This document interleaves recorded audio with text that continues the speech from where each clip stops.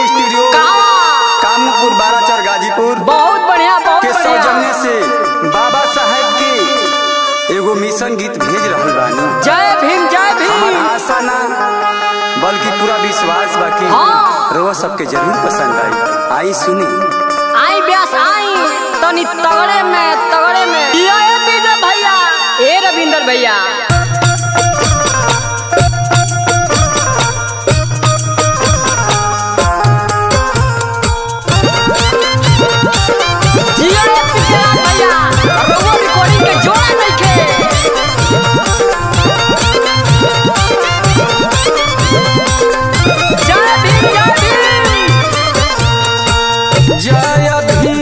बोला बहु जनवा जय भीम बोला बहु जनवा उन्हीं का दिहल हवे संविधानमा उन्हीं का दिहल हवे संविधानमा जय भीम बोला बहु जनवा जय भीम बोला बहु जनवा।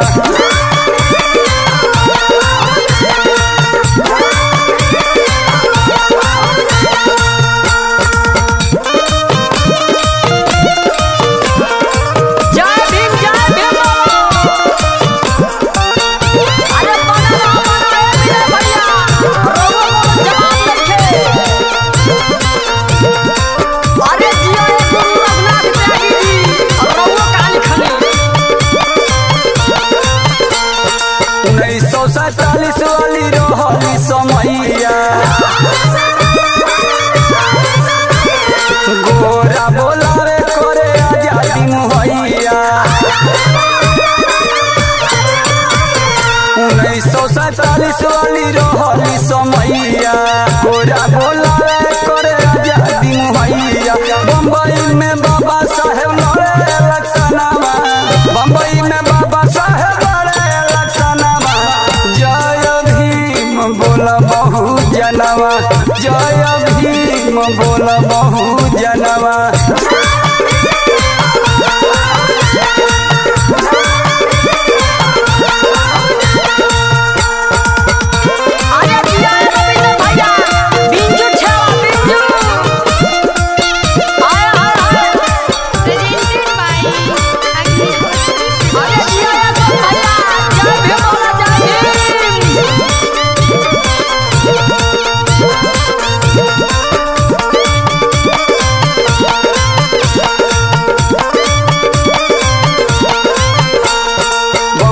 चुनाव कांग्रेसिया हरवले जोगेंद्र नाथ जी बंगाल से जीतवले बम्बई चुनाव कांग्रेसिया हरवले जोगेंद्र नाथ जी बंगाल से जीतवले। पहुँचे समिति बीचे भारत के रतनामा पहुँचे समिति बीचे भारत के रतनामा जय भीम बोला बहु जनवा जय भीम बोला बहु जनवा।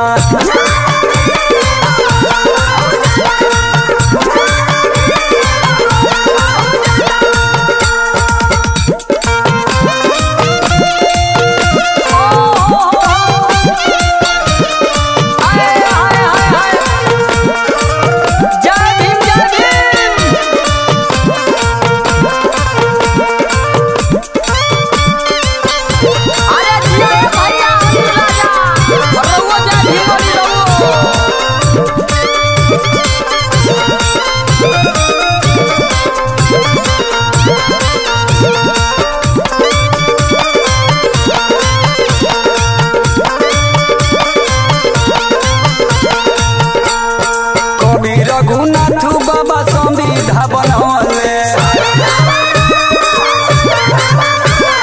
भारत देश के गुलामी से बचवले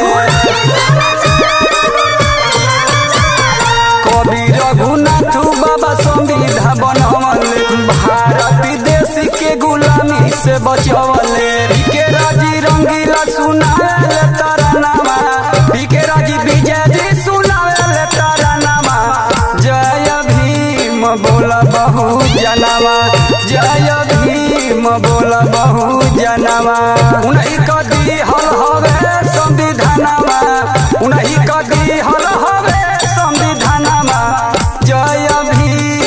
बोला